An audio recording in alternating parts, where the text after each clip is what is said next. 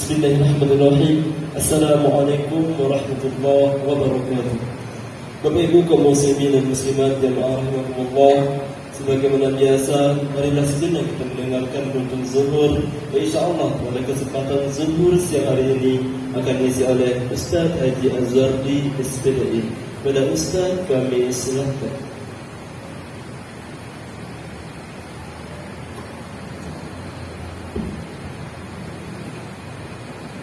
Assalamualaikum warahmatullahi wabarakatuh.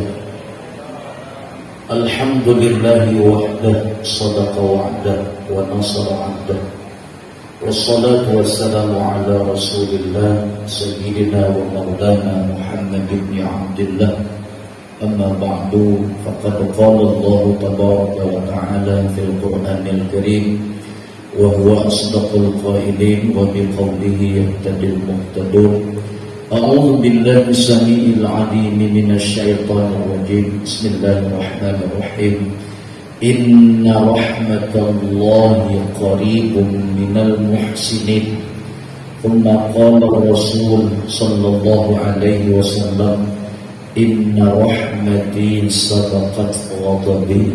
Rawahul Bukhari. Shadaqallah wa sadaqa Rasulullah sallallahu alaihi wasallam. Shaimin shaimat, muslimin muslimat, jamaah fardhu zuhur rahimakumullah. Setinggi puji sedalam syukur kita limpahkan, kita sajikan, kita persembahkan kepada Allah Subhanahu wa taala yang hari ini Allah masih berkenan memberikan kita umur panjang sehingga kita dapat kembali menunaikan kewajiban kita salat fardhu zuhur berjamaah dan juga menjalankan ibadah puasa yang mudah-mudahan juga bernilai ibadah yang berlipat ganda. Salawat dan salam kita sampaikan untuk Nabi kita yang tercinta, Nabi besar kita Muhammad sallallahu alaihi wasallam, dengan ucapan Allahumma shalli ala sayyidina Muhammad wa ala ali sayyidina Muhammad. Shaimin shaimat yang berbahagia, Allah Subhanahu wa ta'ala telah menjadikan satu bulan yang sangat indah, namanya bulan Ramadan. Pada hari ini kita akan mengambil satu dari nama Ramadan. Ramadan ini ada 5 hurufnya yang diawali dengan huruf Ra. Kita akan membahas tentang satu huruf saja hari ini, sebab tidak cukup waktu membahas kelima hurufnya itu. Ra adalah simbol daripada rahmatullah. Apa itu rahmat? Kata Rasulullah, Allah telah mengirimkan rahmat, mencipta rahmat 100 rahmat.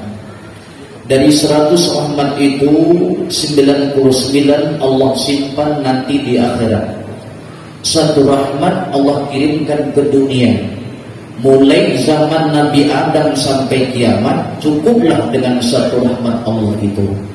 Dari satu rahmat Allah itu manusia mengambil sedikit, binatang mengambil sedikit, seluruh makhluk Allah mengambil bagian dari satu rahmat itu. Bayangkan dengan satu rahmat ini sudah merasa nikmat kita tinggal di dunia, apalagi 99 yang sudah menunggu di alam baka. Tuan-tuan, puan-puan yang dirahmati Allah sekalian, lalu kemudian rahmat Allah ini itulah yang menyebabkan kita masuk ke dalam surga. Masuk surga tidak ada kena-mengenanya dengan amal ibadah kita. Buktinya mana? Rasul juga menceritakan kepada Jabir bin Abdullah. Kata Rasulullah, dulu kata Nabi ada seorang hamba Allah beribadah kepada Allah Subhanahu wa ta'ala siang dan malam, pagi dan petang selama 500 tahun. Dia beribadah di atas puncak bukit 500 tahun lamanya beribadah kepada Allah. Setiap pagi dan sore dia turun dari bukit, dia berwudu. Allah buatkan dia satu sumur kecil tapi airnya melimpah ruah.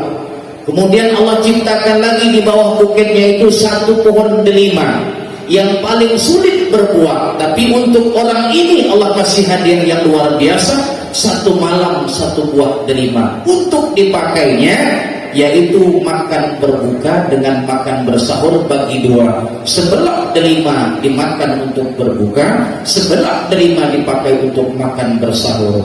Singkat cerita, orang yang 500 tahun beribadah kepada Allah Subhanahu wa taala, doanya kepada Allah dua saja. Ya Allah, matikan saya dalam keadaan sujud, dan yang kedua, kalau saya masuk kubur, tolong ya Allah tempatkan saya di tempat yang paling mulia sehingga tanah kubur tidak bisa mendekati saya.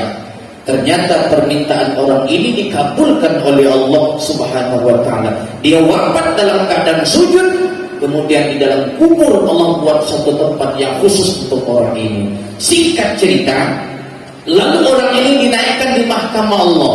Begitu sidang di mahkamah Allah, Allah hadirkan orang ini, Allah panggil Ridwan, sini. Ambil orang ini, ambil tangannya, bawa dia masuk ke dalam surga, sebab dia masuk surga dengan rahmatku, bukan dengan amalnya. Tapi orang ini protes kepada Allah. Ya Allah, aku masuk surga dengan amalku, ya Allah, 500 tahun. Coba kau bayangkan ya Allah, tidak masa sedikit 500 tahun itu. 3 kali Allah bilang orang ini kumasukkan ke dalam surga atas rahmatku, bukan karena amalnya. Lalu kemudian orang ini protes. Baik kalau Anda protes, hei tukang timbang, coba timbang orang ini. Amal 500 tahun dengan nikmat mata, satu mata, timbang dengan amal orang ini. Banyak mana? Ternyata lebih berat nikmat mata sebiji dengan amal 500 tahun. Masya Allah. Jadi belum ada apa-apanya 500 tahun ibadah dengan nikmat mata yang diberikan oleh Allah kepada dia. Akhirnya kata Allah, Malik, tangkap orang ini, seret dia masuk neraka. Begitu sampai depan pintu neraka, orang yang ibadah 500 tahun minta kepada Allah, ya Allah, saya mengaku hari ini silap saya, salah saya. Ternyata selama hari ini 500 tahun saya ibadah. Betul, kalau bukan karena Engkau menghidupkan saya, membuat saya sehat, membuat saya berakal, belum tentu saya dapat menunaikan ibadah selama 500 tahun itu. Ternyata Engkaulah yang membuat saya dari tidak ada menjadi ada, dari tak kuat menjadi kuat, jadi tak mampu menjadi mampu. Saya mengakui bahwa Engkaulah yang berhak menentukan saya. Barulah Allah panggil Tuhan, tolong bawa orang itu masuk ke dalam surga dengan sebab rahmatku dan penunjang oleh amalnya sendiri. Itu pun amal yang diterima oleh Allah Subhanahu wa ta'ala. Ternyata orang yang paling mudah mendapat rahmat Allah sesuai dalam surah Al-A'raf ayat 56, Inna rahmatallahi qaribun minal muhsinin. Orang yang paling mudah mendapat rahmat Allah adalah orang baik. Kata ahli tafsir, orang baik itu adalah orang yang menjalankan ibadah puasa Ramadan. Wallahu a'lam. Subhanakallahumma wa bihamdika asyhadu an la ilaha illa anta astaghfiruka wa atubu ilaik. Wassalamualaikum warahmatullahi wabarakatuh.